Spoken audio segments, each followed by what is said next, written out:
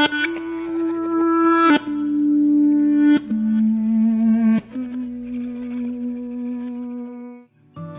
Lonesome Trials of Johnny Riles by Gregory Hill, published by Leapfrog Press, 2015. Audiobook recorded and engineered by me, your humble author. Released on Sparky the Dog Records.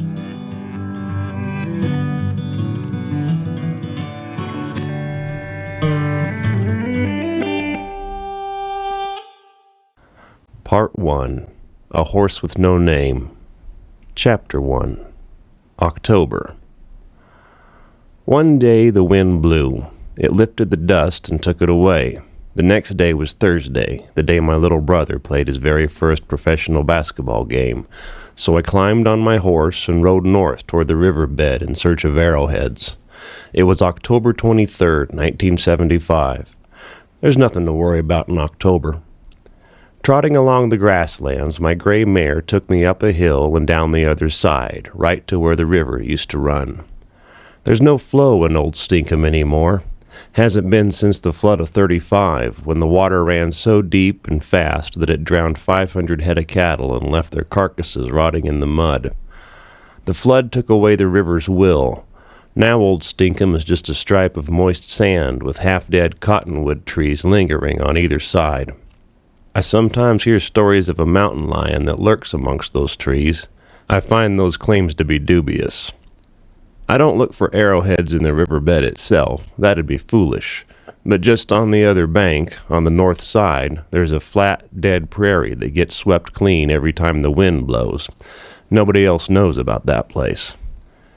After the horse and I crossed the river, I hooked my elbow over the horn of the saddle, leaned sideways, and started scanning the landscape. The ground was bare and packed hard. I let the mare choose her way. We wound about, moving generally away from the river. I saw a couple of flint chips, nothing worth climbing down for.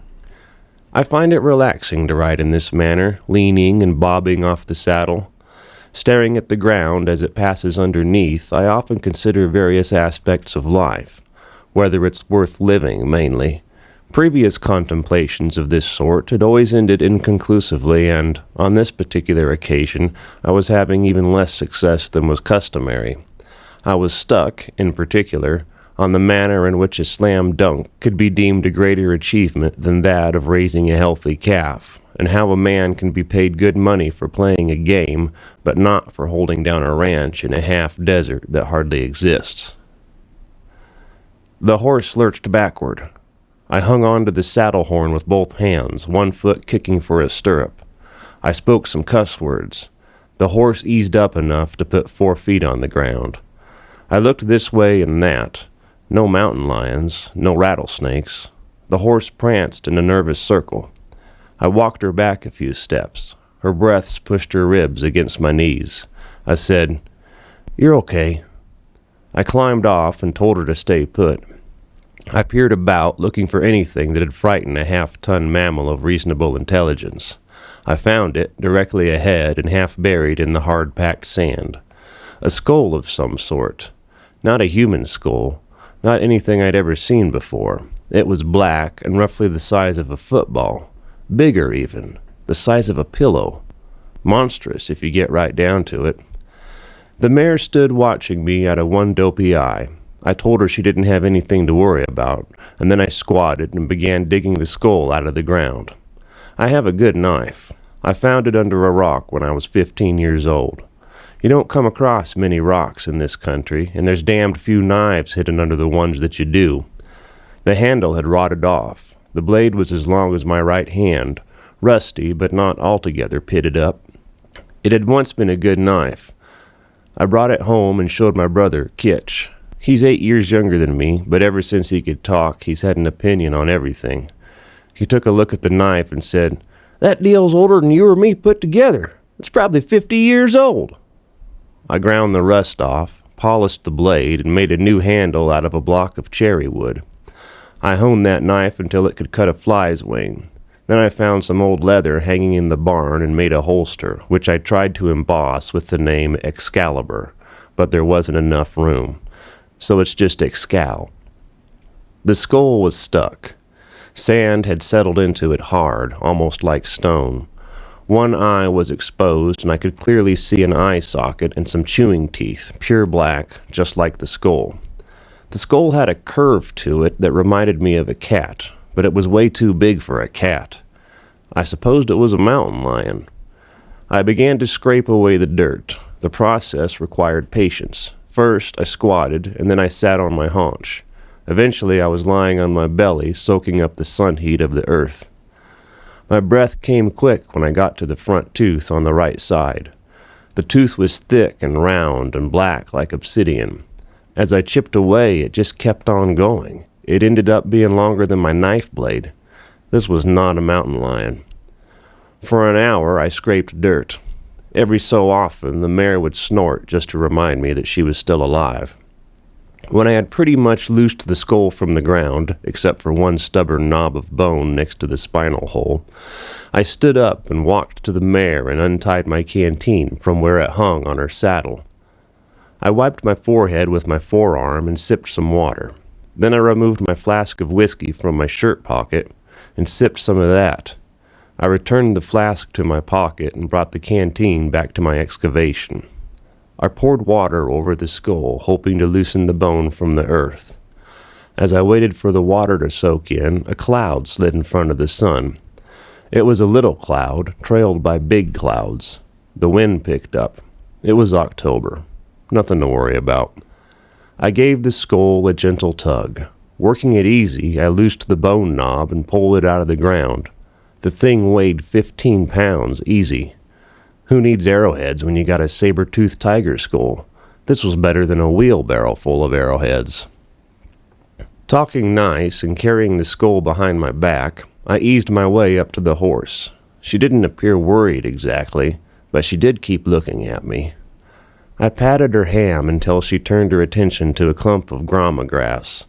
The skull was too big to fit in the saddlebags. I took a hold of one of the leathers that was dangling off the saddle and began tying it in place for the ride home. The horse started walking sideways, away from me. I said, "Be a good girl." Her tail switched back and forth. Quick, I ran the leather around the skull and tied a good knot so it could hang off the saddle without bouncing too much. I let the skull rest gently against the mare's flank. I was wearing a flannel over my shirt. I considered taking it off and covering the skull with it, except the temperature had begun to drop and I didn't want to get shivery. The clouds had covered half the sky. I patted the horse on her neck. "We'll go home now." I took another sip from my whiskey flask. As I braced to climb into the saddle, the horse's eye skipped off me and went to the skull. The eye waited a minute, then looked at me, and then back at the skull. She made up her mind that she didn't want that skull tied to her. She reared up, balancing on her back legs like something from the cinema, and then took off. I watched as she bounded away north in the opposite direction of home, with the skull bouncing up and down against her flank. I jogged after her. The ground in that country is mostly flat. I was able to keep a watch on her for the first mile or so, but then she galloped down a slope and out of sight. I slowed to a walk and followed her tracks. I walked an hour and then another. North of the river, that's empty country. The sky was completely gray now, with the sun a pale disk hovering behind the clouds. A steady wind pressed my clothes against my skin. I was tempted to walk home and wait for the mare to show up on her own. A smart person would have done just that. But it was late afternoon and I was in the wasteland. It'd be dark before I could walk halfway home, and by then it'd be cold and my flannel shirt would be worthless. I had a pair of gloves, a canteen, and various other items stored in the saddlebags. I needed my horse, so I followed her. I counted 50 steps and then whistled. Every 50 steps, stop and whistle. My lips started to hurt. I sipped from my flask. I wanted my canteen. The wind stepped up. I pushed my hat tight on my head. The sun peeked beneath the cloud line and shone for a few moments before dropping into the horizon. My shadow grew long and then got eaten up by the twilight. I stuck my hands in my armpits. I had to squint to see the horse tracks. Her steps were close together. She was walking now, no longer scared. I'd find her. A flake floated at my face, then another, then it was snowing. I wasn't worried. It did that in October sometimes. I'd find my horse. God damn, I could have wrapped the skull in my flannel. She wouldn't have seen it, and I'd be home getting drunk right now. The flakes grew fat and wet. The hoof prints would soon be covered with snow. Not that it mattered. With the clouds, there was no moon, no stars, no light to see by. I began to think that I might have to spend the night outside. That wasn't an option. I began to run, chasing a horse that I couldn't see.